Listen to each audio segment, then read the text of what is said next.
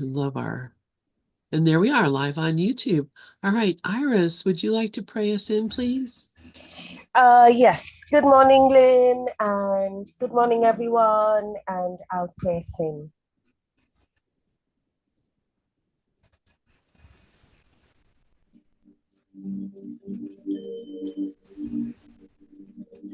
I am here only to be truly helpful.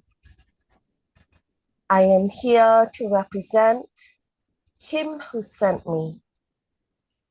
I do not have to worry about what to say or what to do, because He who sent me will direct me. I am content to be wherever He wishes, knowing He goes there with me. I will be healed as I let Him teach me to heal. Amen. Amen. Amen. Amen. Amen. Thank you so much, Iris. So let us get our book up and get ready to rock and roll here. I love it because all the birds are here. Of course, we feed the birds. We have bird feeders and squirrel feeders and cat feeders, and we're just feeding every creature out there. So when it snows, they all come over here because they know there's going to be some food, and I hear them out there making all their beautiful sounds, and it's beautiful. So anyway, here we are, the ego and false autonomy. Did we read paragraph 1, or do you want to read paragraph 1? Let's do that. Iris, yes, please. Thank you, Lynn. So, paragraph 1. It is reasonable to ask how the mind could ever have made the ego. In fact, it is the best question you could ask. There is, however, no point in giving an answer in terms of the past, because the past does not matter. And history would exist if the same errors, and history would not exist if the same errors were not being repeated in the present. Abstract thought applies to knowledge because knowledge is completely impersonal. And examples are irrelevant to its understanding. Perception, however, is always specific and therefore quite concrete. Yeah, this is really interesting because I know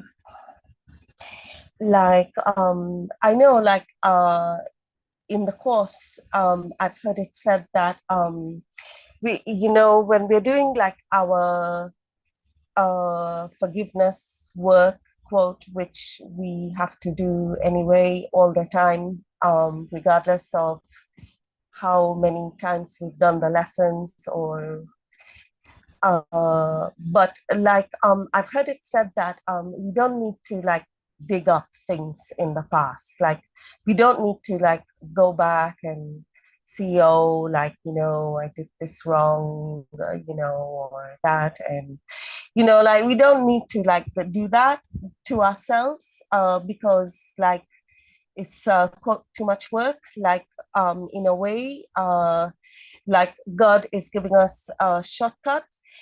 And and we find that like when it's saying that there is, however, no point in giving an answer in terms of the past because the past does not matter. The past does not matter. And history would not exist if the same errors were not being repeated in the present. So it's like we are repeating the same errors, speaking for myself.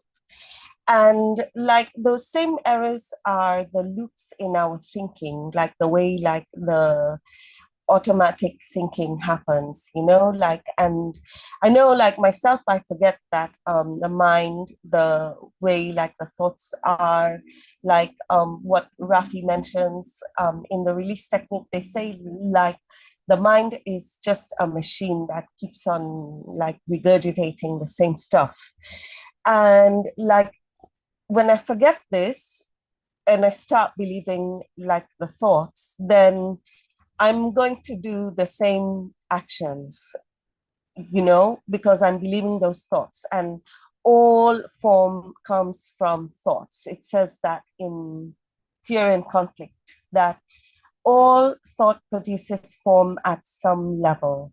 So, like, if I'm going to believe like the machine that keeps on going in the loop, and I know I'm saying this because I've seen it in with my own mind, with my own machine, that it just goes on about the same stuff, like, and but like so I don't need to go into the past. I just need to recognize that this pattern is just a repetition of like something that and I just need to recognize it as a repetition or a machine and forget about it, like, and forgive it or release it or let it go, or ultimately like just recognize it for the lies it is. Like, it's not the truth, it's not what we are.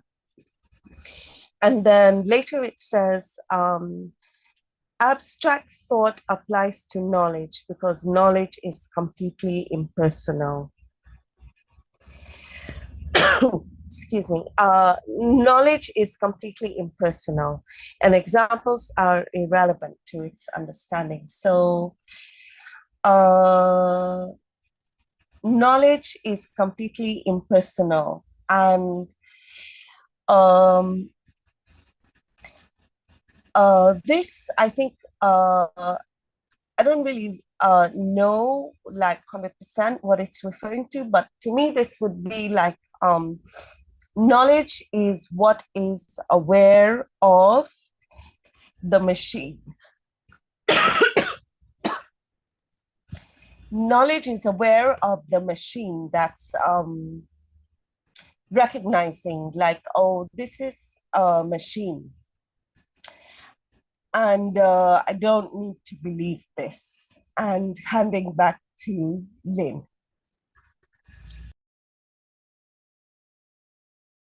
Thank you so much, Iris. And yeah, when he's saying that it's completely impersonal, it means my story doesn't have any kind of relevance to knowledge. My story doesn't mean anything really.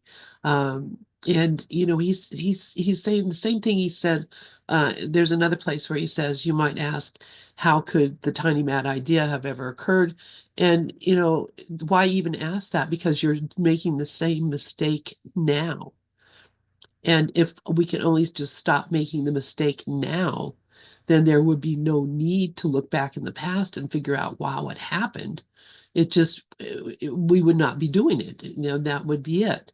And so there's no point in going to the past and looking at how did that come about, or why, why do I have ADHD? Why is my family not loving me? Why did I get so fat? Whatever, your questions that, about the past, they have no relevance at all, because the only thing that's relevant is the truth about what I am. So, all those other things, those personal things, uh, that are uh, basically separating me from my own self and separating me from my brother. These are the things that we use to keep ourselves apart.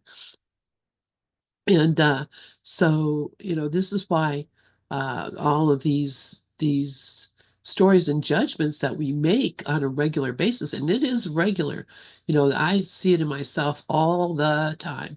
So, I can't imagine, maybe, there may be some of us that aren't in that boat. But me, I'm constantly looking, and it's personal. There's never an impersonal judgment. It's always personal. Anyway, Dove has his hand up. Dove, please go ahead, and then Rafi is right after you.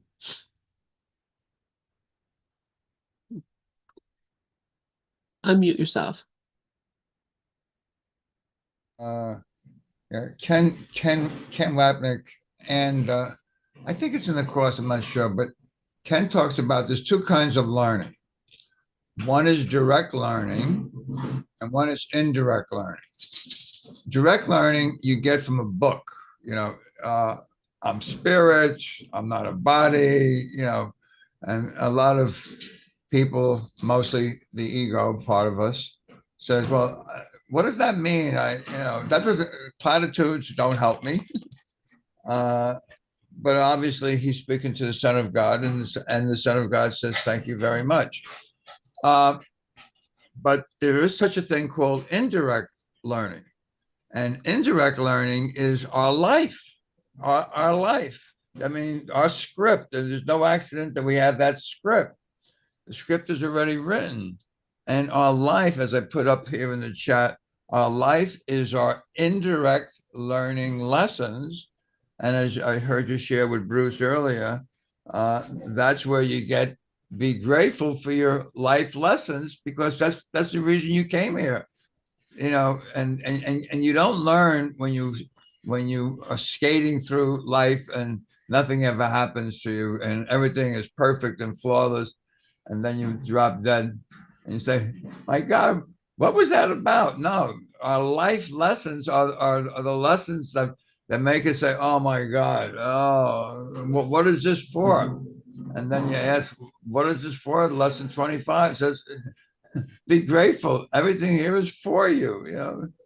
You got to laugh at this stuff. It's really good stuff. Thanks. Thank you, Dove. Yes, you do. And I love that you laugh, and I love that we laugh. Thank you. Thank you for that. Rafi, please go ahead. Yeah, I had a perfect example of what Joe was talking about yesterday. Yesterday, I went to the DMV to get my driver's license renewed. I wasn't going to do it. I had made the decision to put it off till Monday until I found myself in the car driving to the DMV. And I said, there are no accidents. I'm here for a reason. And boy, a lot of wanting safety and security feelings came up, and a lot of wanting control. And I was just letting them go and letting them go. Well, I get there, the line is a mile long. And while I'm sitting online, I'm loving everybody and just keep releasing and releasing. This is the reason why I'm here, to let go of all of these unloving feelings, to keep bringing them up and let them go. There's no other reason, because none of this is real. It's just a dream. And the dream is a school teaching me what I need to do to get to fulfill my purpose. And the only purpose is self-realization, or however you want to define that. And so I went through all this stuff, and I kept letting go, wanting to figure out what to do next, and letting go, wanting to know what to do, and letting go. I just kept letting all of that stuff go. And then finally, hours later, literally hours later, it was my turn. Well, there's a vision thing, and my right eye vision is not as good as my left eye vision. And the fear came up. They're going to tell me that I need to go get glasses. I don't want to wear glasses. So I kept turning it over to beingness. And beingness said exactly the right, I had no idea what I was going to say, but beingness said the right things through me, so that the woman behind the desk who was processing me came to the conclusion that I really didn't need glasses, even though the eye test was going in all kinds of directions at one time. But there it was. I just let it happen, turn it over to the truth of our godlike consciousness, and the right words came out, so that she processed the stuff. And the next thing I know, I'm in another line waiting to get the picture taken. And even though I was there for over 2 hours at least, the only reason I was there was to learn the lesson that I had all of these insecure feelings that needed to be released so I could get quiet and trust and trust and trust that this is what's going on is happening for me and not to me, as everything does. And it could not have been more perfect. It could not have been more perfect. And later on, I thought, suppose I didn't go to the DMV today. What would I have done with those 2 or 3 hours at home? Would I have released as much? Would I have been in the present as much? Interesting. So there are no mistakes. Everything's happening for our ultimate good. Everything. No such thing as a mistake. Wow. Excellent. Thank you, thank you, thank you for that, Rafi. And wow, yeah, it's interesting, yeah, going to get your driver's license and doing the eye test. You know, I'm completely blind in my right eye. I still passed the eye test. They would have given me a license, um, but I don't feel safe driving. So that's the reason, you know, I don't not being able to see that whole side of my vision. And I just said, you know, I'm not going to put myself and others at risk for this. But, you know, the fact is, I could have, and I could still be driving around. So just be aware of that when you're out driving. There, people like me are out there driving too. One other thing, today, my mind wants to keep replaying. Here's the machine. It's the thought machine we call a mind. Wants to keep replaying yesterday over and over and over and over again. I mean, how pointless is that? But it's a machine. It doesn't know any better. That's right. All it does is keep re-referencing itself automatically and replaying and replaying and replaying. So I'm watching it. I'm seeing what I'm doing, and like, to whom are these thoughts coming? Well, they're coming to me. Well, what am I? What's the point of it? They are. There is no point. And then they go away. And a little while later, they come back again. I go through the same thing and stay. Am I present in this moment? Am I now? Now, what do I need to let go of? And but it's interesting to watch the machine how it functions. Yeah. We're avatars. That's it. That's it exactly, Doug. We're avatars. I love that. So, so again, you know, back to the reading that, you know, we can forgive now and and end the cycle. You know, we can forgive now and end the cycle. Um, because again, we're doing the same errors now.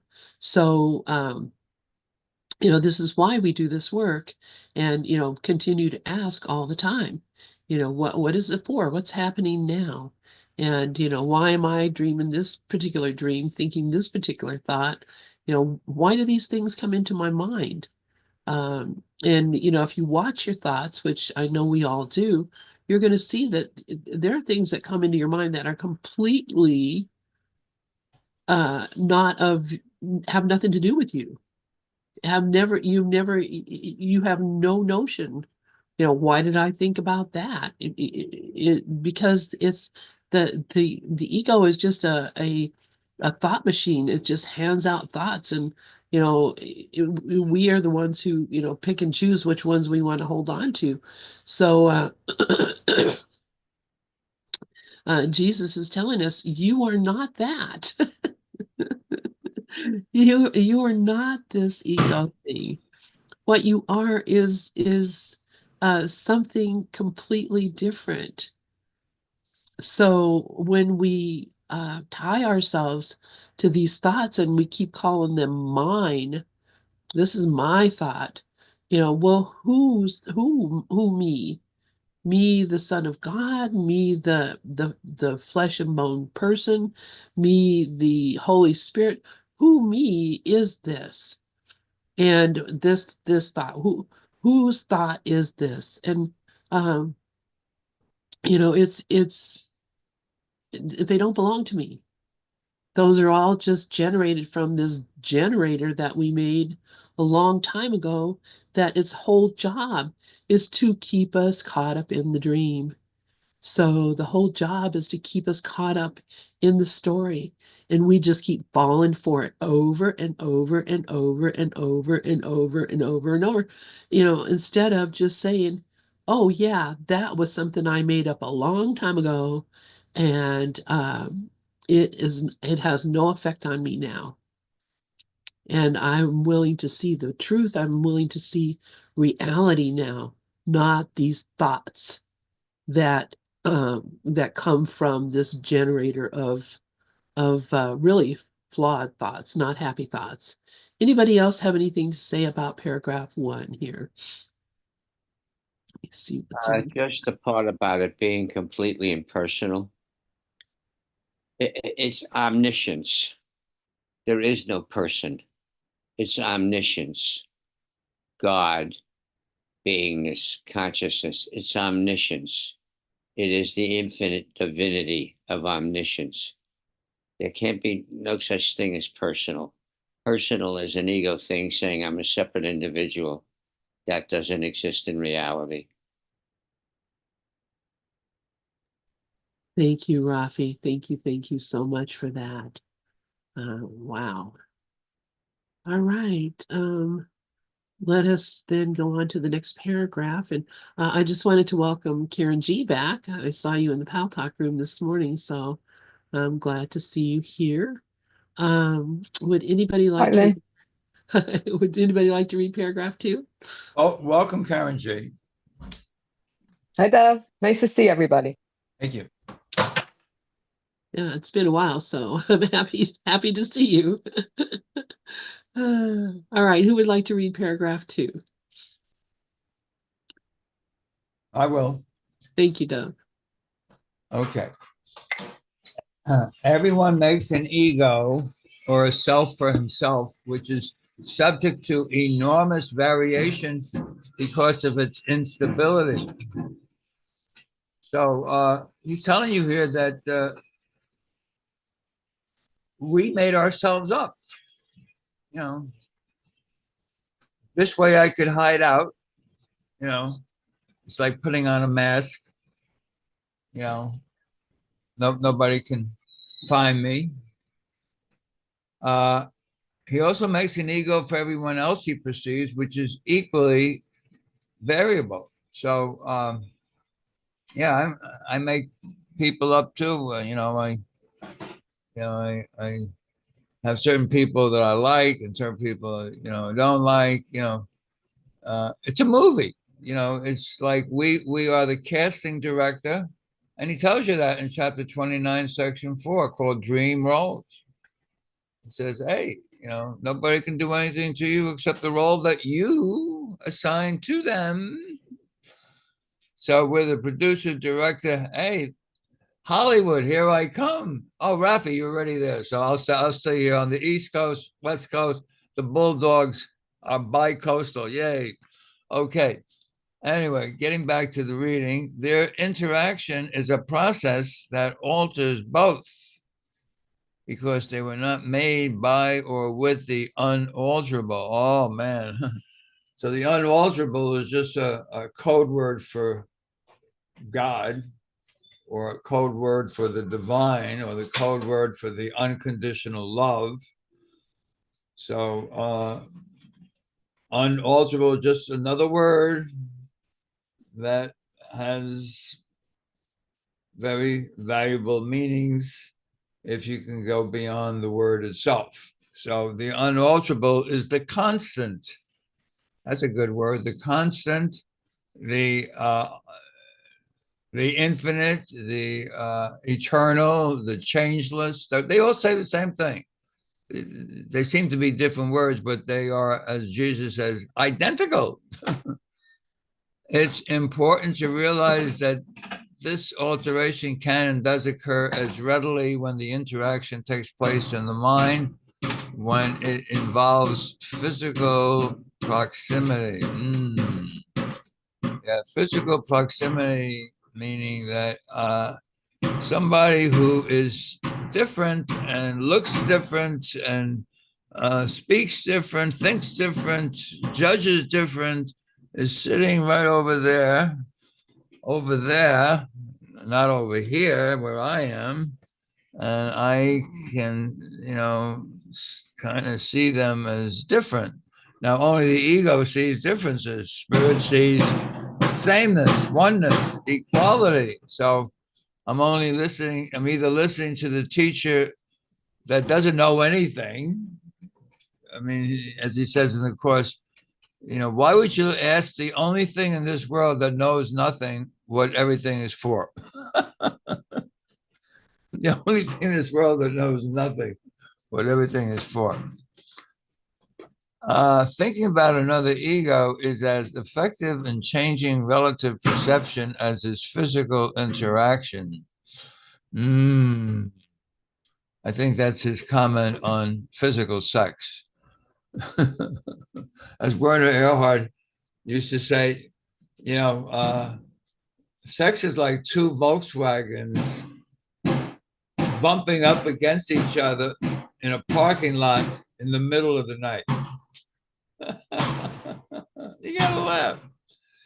There could be no better example that the ego is only an idea, flimsy idea, certainly not something you want to hang your hat on, and certainly it's not a fact.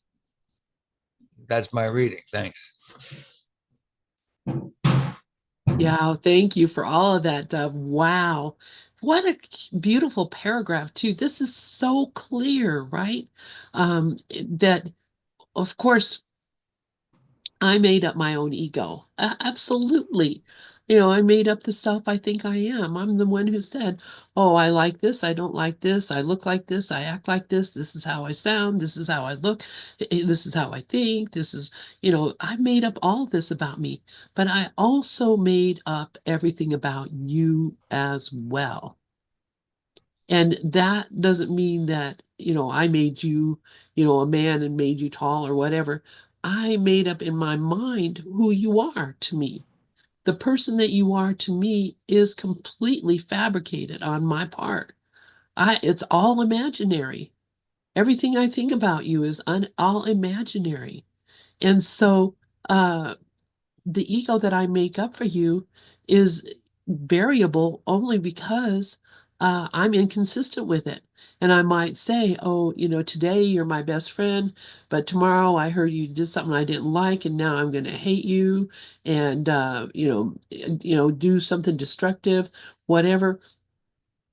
It changes back and forth, and then, oh yeah, you didn't do that, you were absolutely innocent, someone else did it and they blamed it on you, and now they're the culprit and you're the good guy. And we change our mind over and over and over and over about these egos that we're experiencing, looking out from this perch, this place where we think we are. And so, it's important, he says, uh, it's important to realize that this alteration can and does occur as readily when the interaction takes place in the mind as when it involves physical proximity. To me, what he is saying here is that I can change my mind about you and you will change. I can change my mind about what I see, and what I see will change because it is the story that I'm telling. So again, if I change my mind and say, um, I think now that you're really innocent and a good guy, you will be innocent and a good guy. You will not be the bad guy that I thought you were. But it comes from an interaction. And he's saying it can be a in-person interaction, or it can be an interaction in your own mind. And when it's an interaction it's always an interaction in my own mind, even in person. It's always an interaction in my own mind because wherever I go, there I am. So, thinking about another ego is as effective in changing relative perception as is physical interaction. There could be no better example that the ego is only an idea and not a fact. I can change my mind about you and you will change. That's amazing. But I have seen it happen. I have seen it happen in my life. So I know that it is absolutely true. When I choose to see my brother as wholly sinless, they shift every single time because it's really me. Okay, Rafi has his hand up and so does Iris. Rafi, please go ahead. Yeah, so I had an example of what you were talking about yesterday as I was coming to the end of that process. I started to talk to people who were doing one thing and I started seeing them other way as Christ consciousness, and all of a sudden their behavior changed and they were having a good time. But what I wanted to discuss was something that Dove talked about, those two Volkswagens banging together at night in the parking lot. How everything is working toward our ultimate good. The moment of orgasm is a glimpse of the transcendence of our being. That's what the orgasm is for, is to give you a hint of how fabulous transcendence into our true self is really is. That true self is, and orgasm is a hint to that. That's what it's there for. Everything is a teacher. But the my ego mind focuses on how am I going to get her into bed? How am I going to do this? Should I buy flowers? Blah, blah, blah, blah, blah. It already focuses on that stuff. And when the orgasm happens, it doesn't realize that there's the glimpse of our infinity. And it's an incredible teacher. And but ego doesn't recognize it as the teacher because that's what it's the thought of, you know, all of that other stuff that goes on before it and what happens after it. I thank you for bringing that up, Dov. That was very eye-opening for me. Thank you, Rafi. Very interesting. Very interesting. And yeah, I suppose probably so, because basically at the moment of orgasm, you are not thinking. There's no thought. You're just in an experience. And just being in an experience is a complete and total shift of being. So makes sense. Thank you, Rafi. Iris, please go ahead. Thank you, Lynn. Thank you, Rafi. Thank you, Dove. I just had this idea because it is true. Like it says that he also makes an ego for everyone else he perceives, which is equally variable. So this is really, I do notice this, I did notice it a lot, and I still kind of do, when someone would come and say to me, like in a work situation, a colleague would come and say to me, like, oh, that boss is really scary, and they would be very scared of that boss. And then I would like think to myself, like this person is scared of that boss, but I think that boss is amazing. Like he's really a great person, you know? Or like in my situation, it's like, oh, I'm really scared of this boss, and literally very, very scared of this boss, which is really true. Like, and you know, but so and so is not like, and everyone has like a different way of looking. Like everyone sees it differently in a way, and so that makes perfect sense to me. And also like what Lynn said, that this is very powerful, very, very powerful. And I'm trying to see this in myself. Like I've been trying to, and I keep forgetting, you know, I keep thinking it's out there, and it's like I can change my mind about this, and this will look differently. This will appear differently. And it's not about like changing, trying to change, like, like how some of the teachers say, like we're trying to change something in the reflection in the mirror, like, but it's like I can change the way that I can change my mind about this.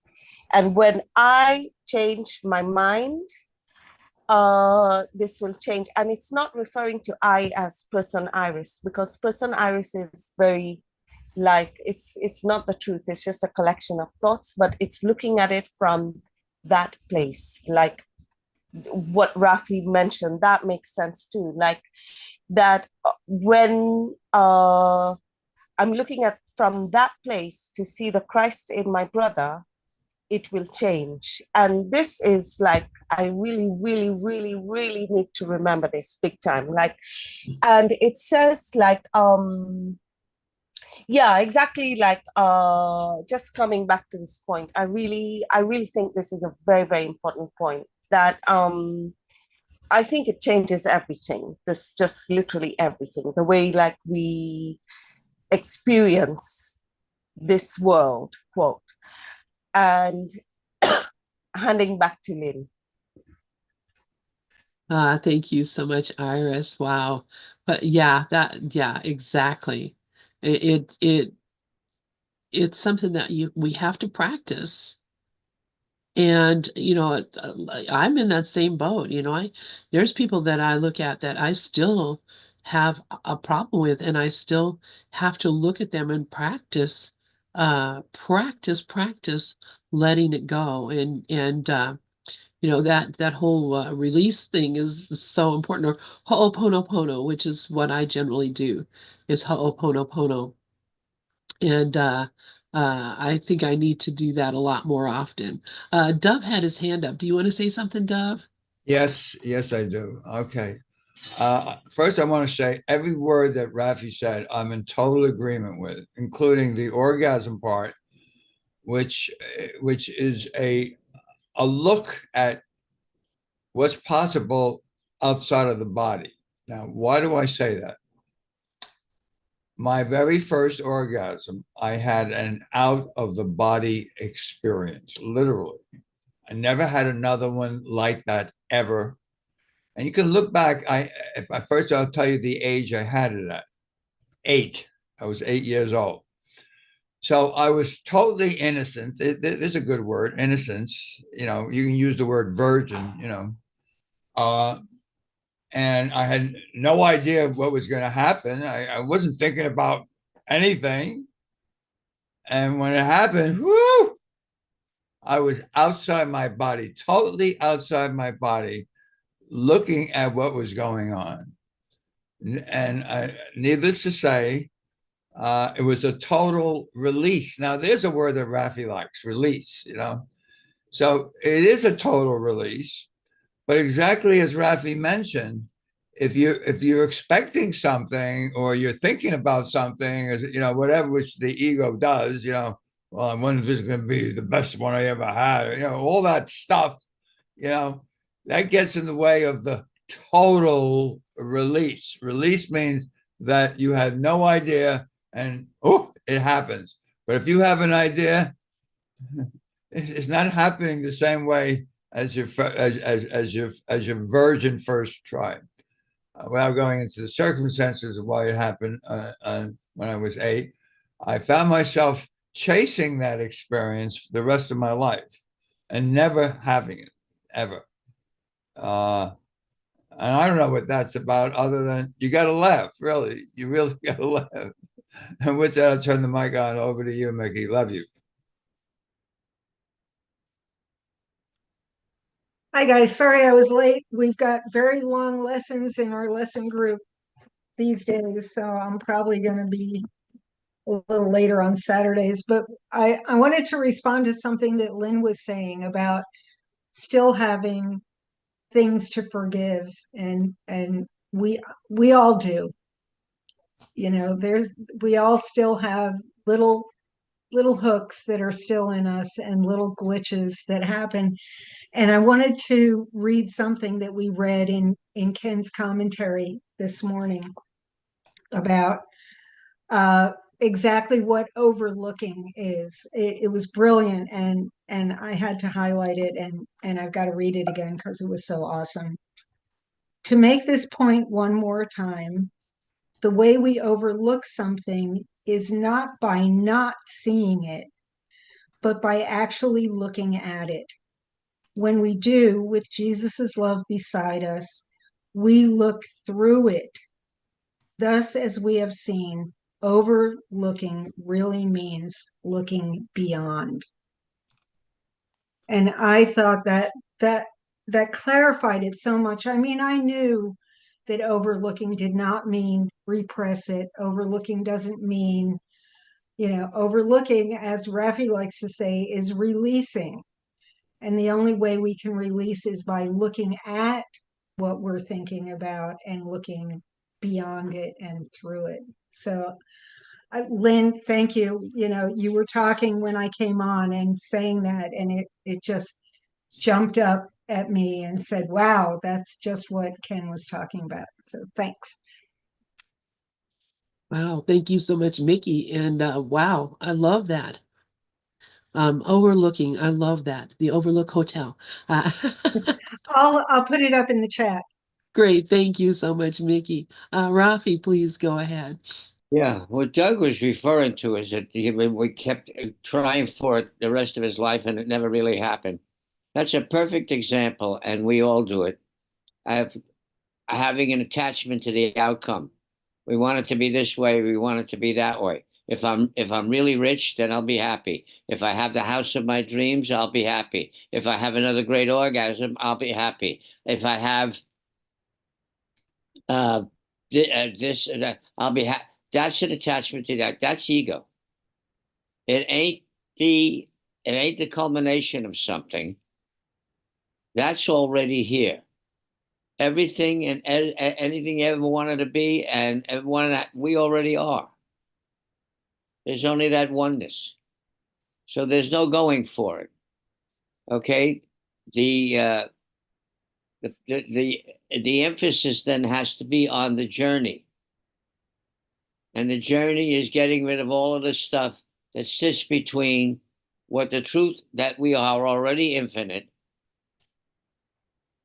and blocking it with all of these thoughts, these ego thoughts of I'm a person, I'm going to live a while, I got to deal with this, I got to handle that, I got to do that. How am I going to get this? How am I going to get that? How am I going to get this? And again, it's attachment to the outcome. And since the outcome is eternal, has always been, and now will forever be, then the journey is what's important. And the journey is what's clearing our way so we can see that we have always been that. But that was a very valuable thing that you mentioned, Doug, and I really appreciate it because it reminded me of that so clearly. Yeah, thank you. I put up, yes, you're totally correct, Rafi. Attachment to the outcome is pure ego, and it's such a waste of time trying to get the same, excuse me, the same outcome. What a joke.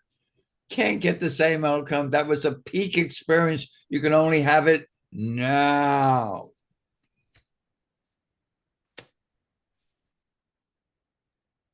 All right, thanks you guys so much. Wow. I'm having a peak experience right now just listening to all this and um, just experiencing the love of this group. And thank you, Mickey, for posting that in the chat as well, what Ken had said, which I know you, I'm going to just read it again. The way we overlook something is not by not seeing it, but by actually looking at it. When we do, with Jesus's love beside us, we look through it. Thus, as we have seen, overlooking really means looking beyond. And so, yeah, that's it. That's beautiful. And to the previous conversation, I just wanted to ask, and of course this is personal, you don't have to answer this. Did you ever think, or did you ever bring Jesus in with you? Who? Have you ever made love with Jesus? No. Yeah. Are you talking to all of us or one? I'm talking to all of us. Yeah. I, Yeah. but I want to say one other thing. I put on the board, but I forgot to say it's by Ken Wapnick. One of my 60 quotes from Ken is the easiest way to move from your wrong mind to our right mind is to look right at the wrong mind without judgment. Just to look at it. If you judge it, you're still stuck. To look at it, and actually he adds and smile, and he says Jesus doesn't like a phony smile. He wants a real inner smile. To look at your wrong mind with an inner smile, and you're already in your right mind. Thank you. Thank you for that. And where is that from, Dove? And Wapnick. I mean, I know from today's lesson or No, one, no, one of no, your I have a list of okay, one of your quotes. Okay. I have All a right. list of 60 quotes. That's one of them. Thank you. That's all the, I was asking. that's two of the 60, by the way.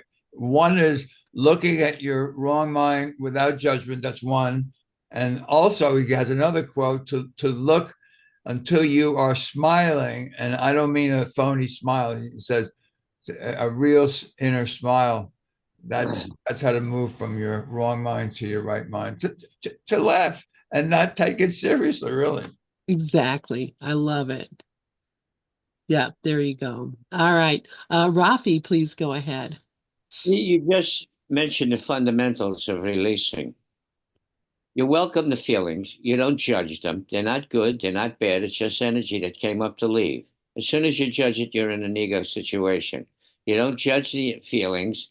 Uh, Welcome them completely, and then lovingly just allow them to go. They came up to leave. Everything is here is working for us. But as soon as you get into these are good feelings, these are bad feelings, that's ego judgment. And Yeah.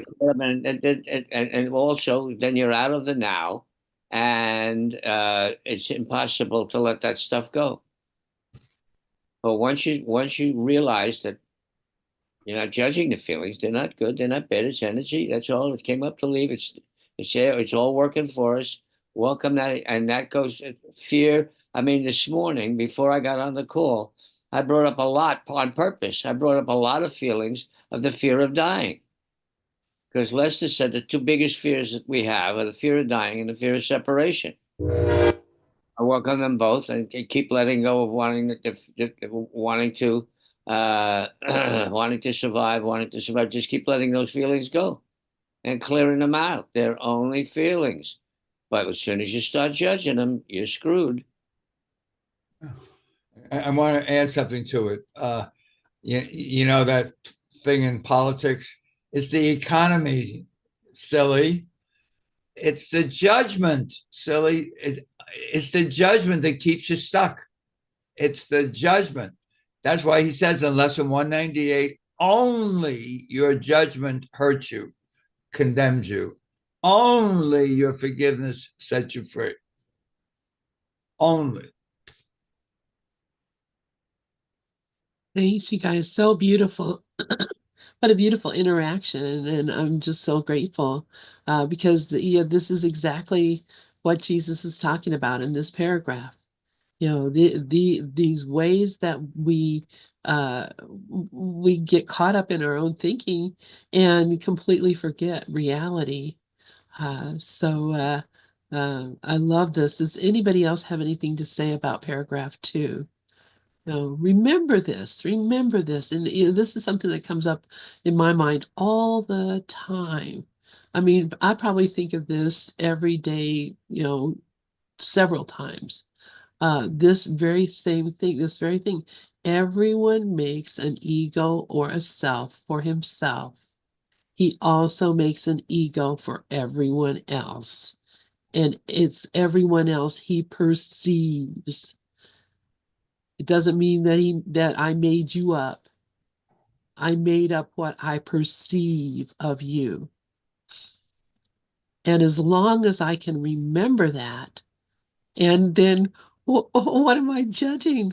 I'm judging my own idea, my own thought.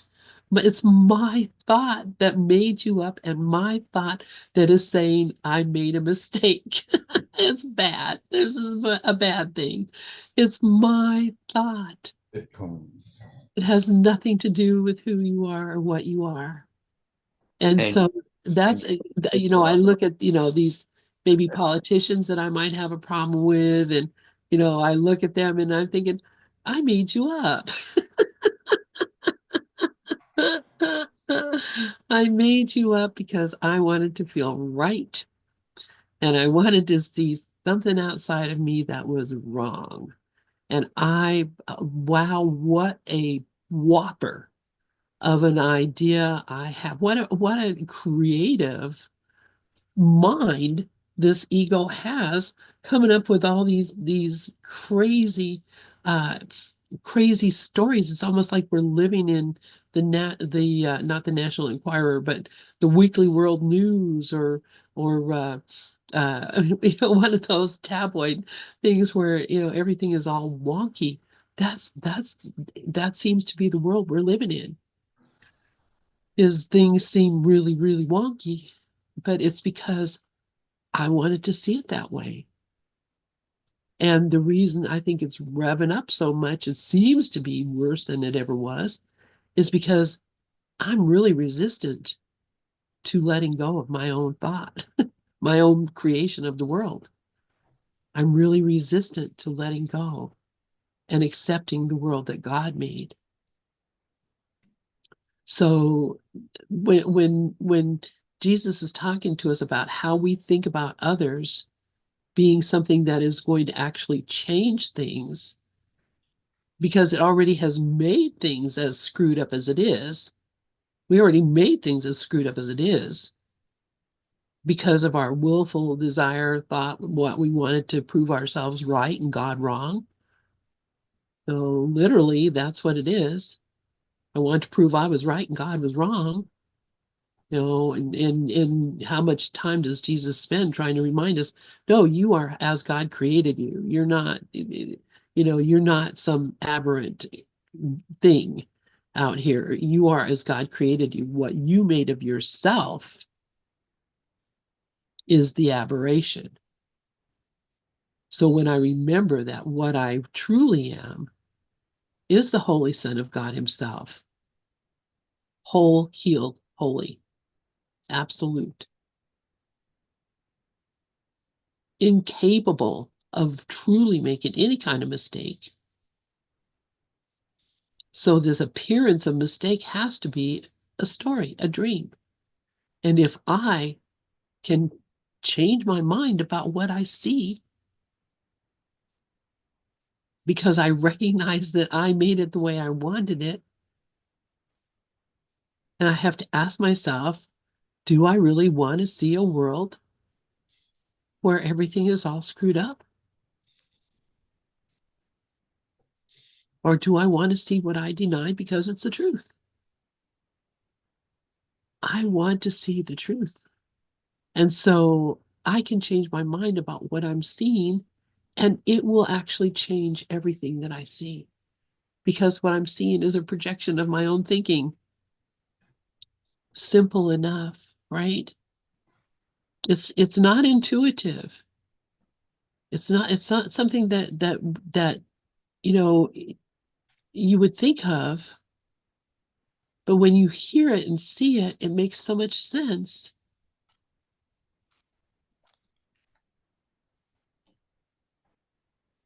So yeah, that's that's it. Let's see. We have about 4 more minutes. So let's read paragraph 3, because yeah, this is great. Would someone like to read paragraph 3? I'll take it. Thank you, Rafi. Your own state of mind is a good example of how the ego was made. Boy, that nails it right there. When you threw knowledge away, it is as if you never had it. This is so apparent that one need only recognize it to see that it does happen. If this occurs in the present, why is it surprising that it occurred in the past? Surprise is a reasonable response to the unfamiliar, though hardly to something that occurs with such persistence. But do not forget that the mind need not work that way, even though it does work that way now. We shut the machine down and move beyond it into the quiet. That's reality. Like Lester used to said, once you realize that the mind is separate from you, of the truth of what you are, then you can eliminate it or control it or use it for whatever you want to use it for.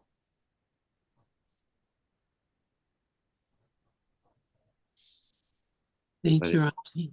they Go said, ahead. if someone can, well, one of his quotes is, a person can control an entire nation, but if he can't control his own mind, what power does he have?